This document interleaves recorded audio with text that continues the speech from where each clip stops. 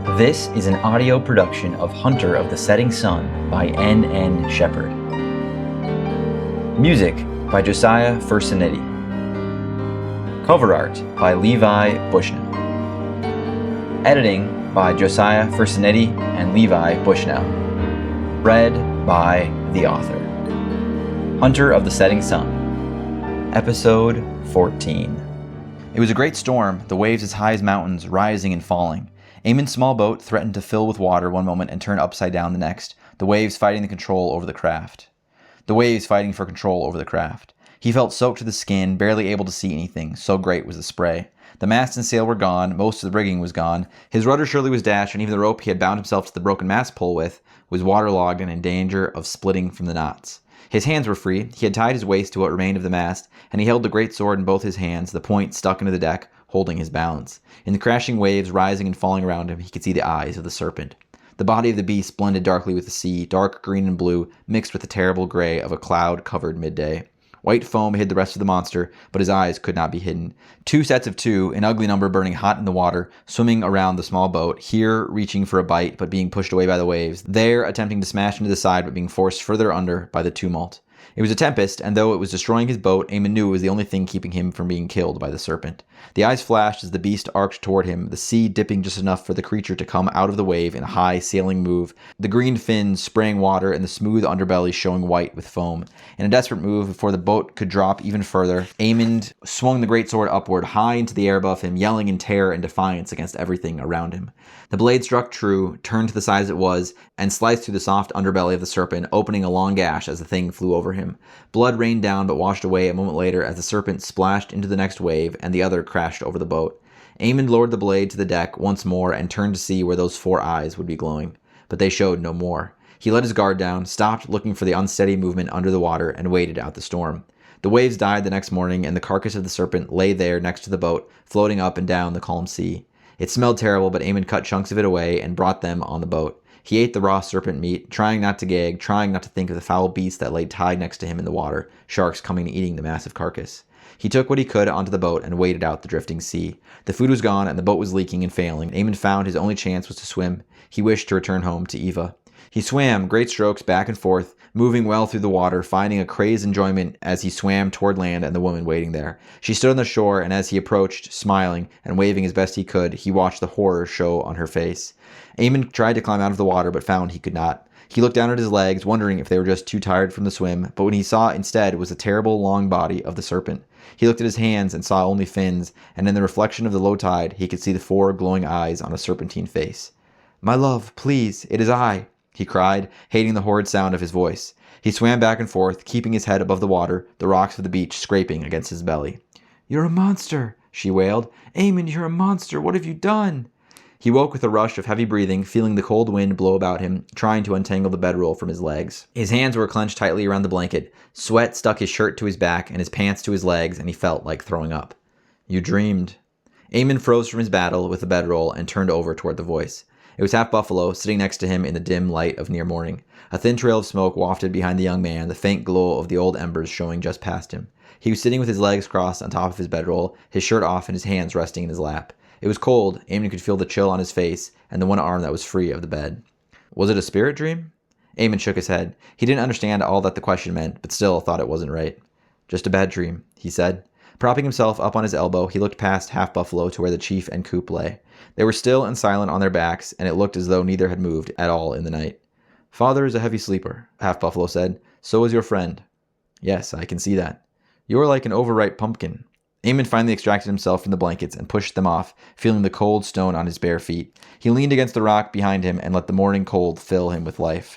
"How so?" he asked, more to placate the young man than actually curious. The boy held his hands apart, as though holding something large between them. Then he moved his hands further and further out, further away from each other before giving them a final jerking move, something growing larger and larger until it broke.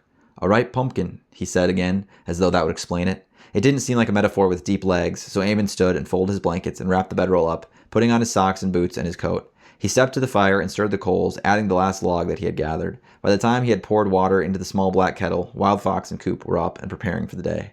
"We will ride to the Overlook," Wild Fox told them while they ate cornmeal porridge and drank tea. "There is much to scout." "What if they ain't there?" Coop asked. The old man gave a pensive nod. Then we will know soon enough. The ride that morning was even more quiet than the day before, but Coop and Emmond still managed to ride next to each other. You said we would practice shooting last night, Emmond said under his breath. Didn't feel like the right time.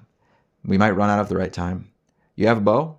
Emmond patted the weapon strapped to the side of his saddle. The tribe had given him one of their larger hunting bows, probably not the nicest one they had, but for sure one of the better ones, and a quiver full of long, sharp arrows.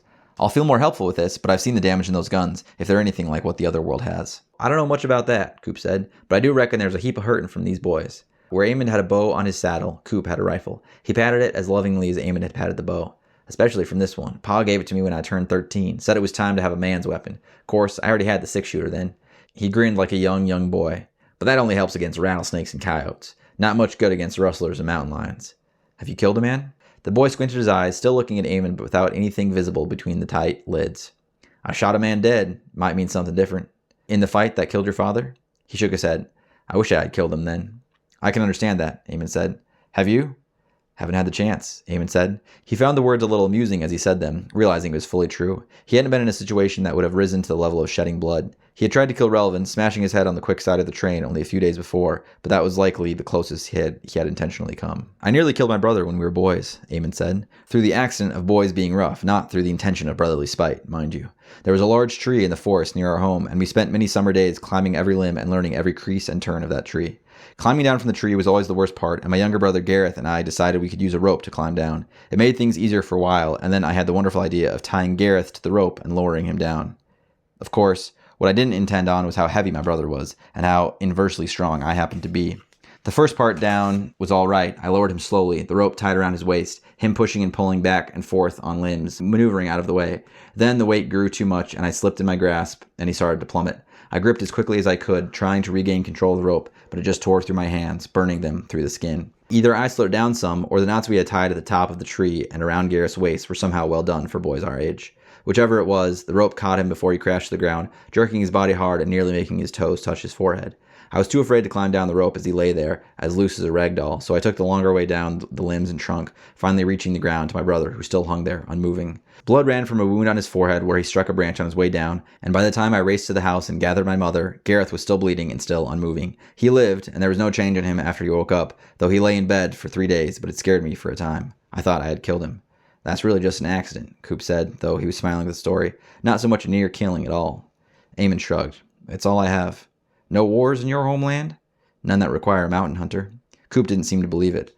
It would stand to reason that a hunter would be first to be drafted. I tried to stay away from anything so large as a conflict among kingdoms. Kingdoms, he chewed on the word. Where are you from? Dara, Emmond said. There's much that is strange, Cooper Diego. I promise you I cannot understand it all, despite being tied to some of it. I know very little.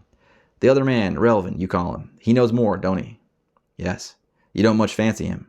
Emmond held his tongue from saying anything that would start a longer conversation.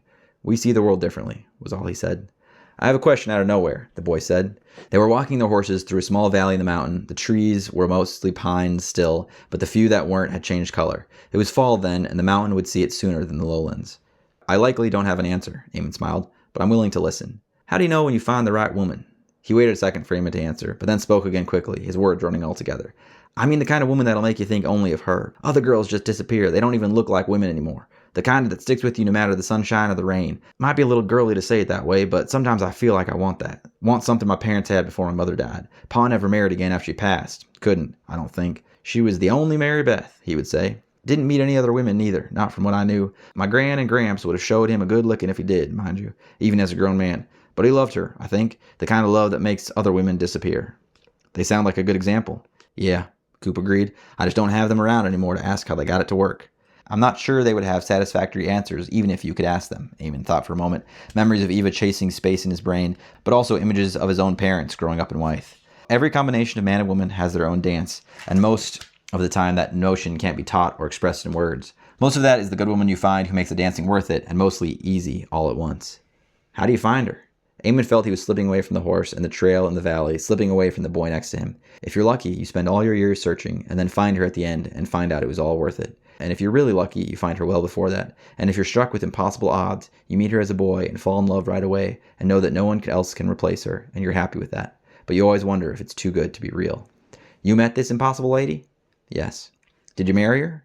Emmond nodded, not able to speak. The constant battle between the hole in his heart and the lump in his throat waged too great a conflict to allow for words to surface.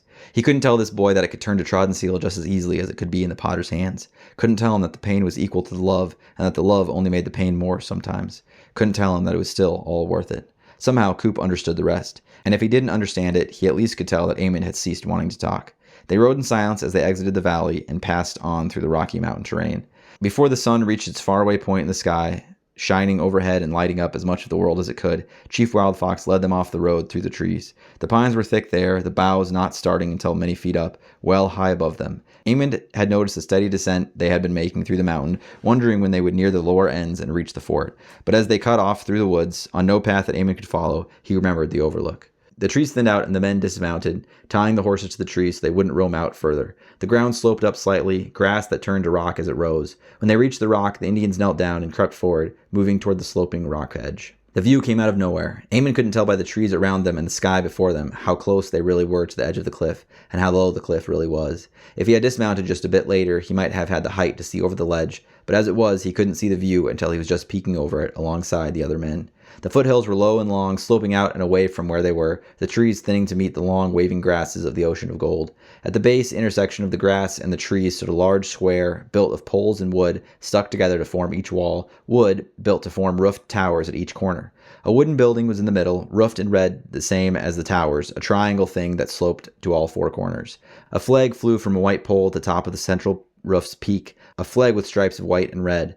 A few men in blue uniforms could be seen walking along the battlements, their images small and hardly human from the overlook. It was different, the fort and the town and the people, but Emmond had a strange sense that he had been there before, as though it was somehow a mirror of Harbin Point from his world so far away.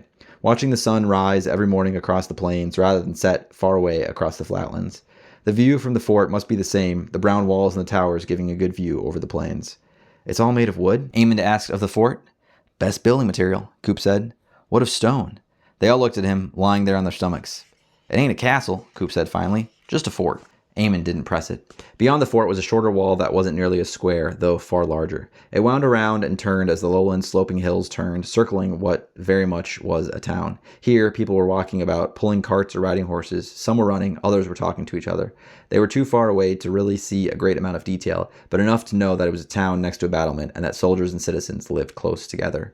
It wasn't unlike a castle, Emmond knew that much. A castle with a town of serfs, living in minor comfort but major safety, leaving the town during the day to work in the surrounding fields. There were surrounding fields here in this town, though not nearly as much as Emmond thought there would be considering the size. A road to their right led down the mountain to the fort, and another road led south, splitting off and going east into the grasslands. It wasn't a road like Emmond knew it to be, but rather two narrow tracks running side by side, cutting parallel lines through the plains.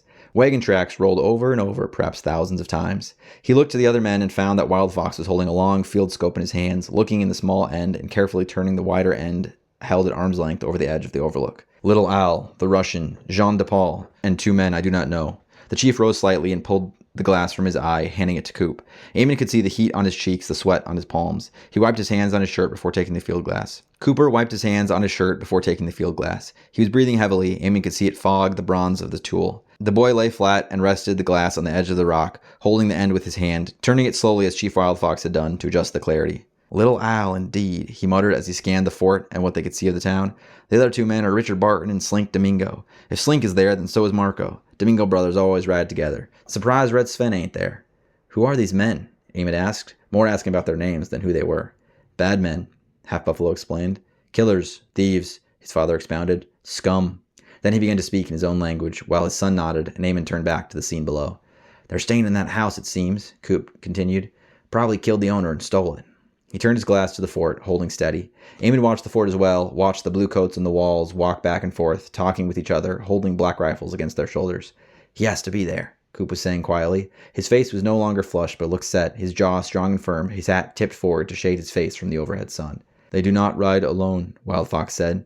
Emmond nearly asked who he was speaking of, but Coop beat him to it. "I know that hat anywhere," he said with triumph. It seemed too loud, his outburst, but he rolled onto his back and collapsed the glass, grinning from ear to ear. It was a dangerous smile, the look of a man who was about to kill someone. "English Pete?" Coop nodded, answering Half Buffalo's question. "Bastard," he whispered to himself. It was all to himself, Emmond realized. He nodded when his friend spoke, but he was nodding to himself. He had found his quarry, had found the man who killed his father. Emmond felt the second-hand rush of justice that this boy was feeling, felt the camaraderie in their proximity. They were close as he was with Catriona. He wanted to help him, wanted to be there to do his part, to take out the man who killed Cooper Diego's father. Emmond had never met the man, had never met any of these men, and only barely knew his son, but he was invested. He felt that in his core. He needed to learn how to shoot. The sound was far too loud. It echoed through the canyon despite the trees and the rushing water in the center of it, despite the birds singing in the trees. Each gunshot took the birds away, launching them into the sky, screaming. Then there was a silence as instruction was given and the birds resettled, and then guns went off and the birds sang again. Coop had assured him that they couldn't be heard from Fort Winslow. The bow was different, much different than the gun, and after several hours of practicing, feeling guilty about wasting bullets, Emmond thought he would give up. "We don't have time to train me to your level," Emmond said. He had just watched Coop shoot 2 empty cans of beans and a red bird as it launched from the tree, all in the span of seconds. No, less than seconds, in the blink of an eye. And the gun was back in Coop's holster as quickly as it had been drawn. "Don't have to be sharp," Coop said, "for a knife to still cut. Better knowing something about the kick of the gun and the weight as it fires than nothing. The bow won't help you much when we're close and all the action goes off at once." He lowered his voice. "Part of the reason Wild Fox and other chiefs lose the battles." He gestured with the pistol in his hand, empty of all 6 shots. "Guns are the law. Swords in my world." "I won't try to understand it," Coop said, reloading the weapon, "but give it to me straight. It might be primitive from your point of view. There are no trains, no cars, no guns, no pebbles. Our clothing is different. The sense of discretion between men and women is different. Religion is different. The air is different. Some of those I don't follow with." "Yes, sorry," Emmond apologized, realizing he was mixing the 2 worlds. "The point is, we don't have much of what you do. We are a world of knights and castles." "King Arthur," Cooper said with sudden understanding. It was the same thing Dixie had said. "Something like that, I suppose." Coop took it in, certainly not fully understanding it all, for Emmond himself did not understand it all. They shot more, and Emmond hit the cans, though infrequently. They had walked from the overlook to the small canyon overhung with trees and brush, the sound of running water drawing them in. As they walked back out, carrying the rifles and ammo bag, Coop pointed out various plants as they passed. At each one that Emmond recognized, he gave the name for it from his world. Not one of them matched, though sometimes there were an occasional similarity, if only for part of the name. The father and son were sitting near the small fire they had made back among the pines. The treetops blocked the thin smoke that rose from it, the fire warm and dry, hardly letting any smoke out. The food smelled good, and Emmond found 3 squirrels turning slowly on spikes laid across the wood. "You hunted without me," he said, as he took his seat next to Half Buffalo. The brave smiled, turning the spikes slowly. "You were busy wasting bullets." "Trying to become useful," Emmond countered. "You have the bow. It is an honorable weapon of great talent," Chief Wild Fox said without a smile, meaning each word. "Lots of honor on this side of an iron," Coop smiled, brushing his hand along the pommel of his pistol as he sat down. "I will shoot with your rifles," Wild Fox conceded, "and perhaps will shoot better than you." "I'll be counting," Coop grinned. They ate slowly, savoring the meal. There were small cakes of corn flour as well, and bits of salted meat that tasted like beef. When the food was gone and the fire spread out to burn cooler and fade to nothing, the men walked back to the dividing line between stone and grass and sat down. "What is our plan?" Coop asked. "Attack at night," Half Buffalo said. "No," his father said sternly. "We must wait for Rogers." "Why?" Coop asked. "What will he bring, him or his preacher friends?" Wild Fox looked at the young man as though he were the very fool who built the canoe. For a moment, Emmond wondered if he would even answer him. "I cannot speak for his friends, but I have seen Rogers with a gun. The Blue Jack gang would fall before him." Emmond couldn't believe it. Who was Relvin? The more he learned, the less he knew. He couldn't have been far from their world, not to have so much ulterior experience. He knew Phi, that most ambiguous power. He knew technology, equally as elusive to Emmond, but seemingly far more grounded. And he knew weaponry. Could he fight with a sword as well, or swing a glaive with the best temple guards in Harbin Point? Why was he not a sworn, the holy warriors of the cloth, rather than walk under the mantle of a servant? There were lizards, Emmond knew, living in the wetlands to the far south of Dara, who had a strange ability to change their color. Whether based on fear or hunger, or to blend in with the surrounding fauna, no one seemed to know. Sometimes the lizards were easy to spot, other times they were nearly invisible. They could become a rock or a tree or another animal, hiding in plain sight. Relvin was such a lizard, with different names for each place and person he knew, with different skills that fit the environment. Relvin, Rain, Rogers. He was indeed such a lizard.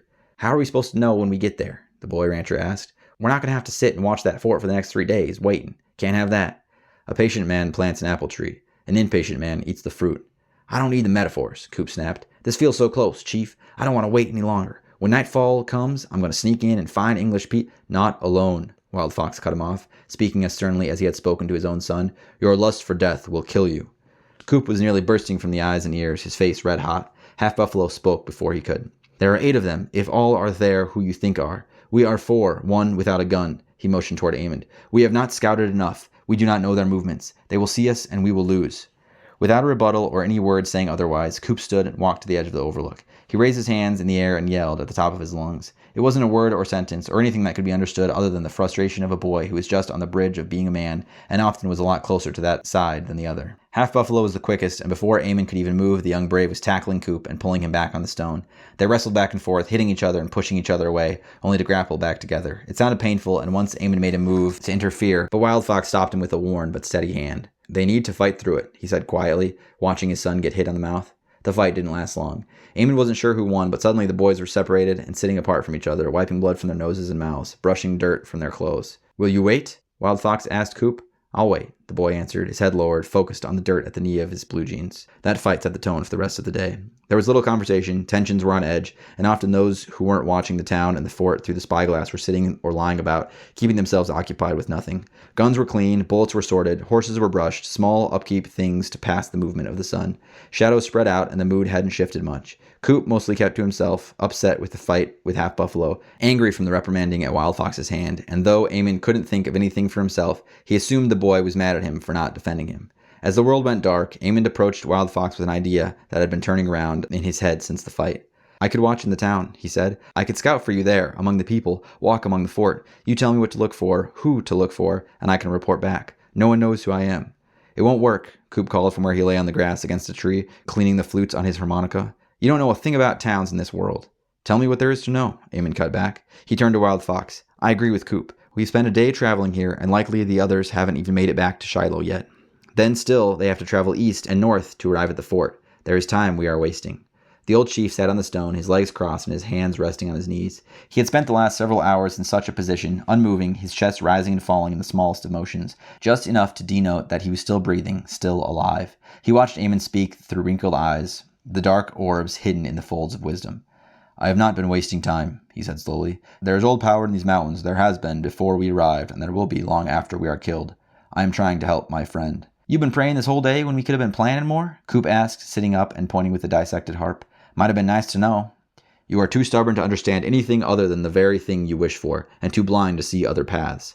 "All must be your way?" Coop snapped. "And you would just wait and wait for the right thing to happen? That's how we lost English Pete the first time, wasn't it? I wanted to go right after the train, and you—" "I have come to help you," the old man said loudly and sharply. Half Buffalo, who was watching the town with the field glass over the edge of the overlook, had rolled onto his back and slid down the rock enough so he could sit up. The glass lay extended in his lap, his right eye dark with swollen circles. "You only wanted to help because the Blue Jack gang was stealing your horses as well. You weren't there for my father. No one was."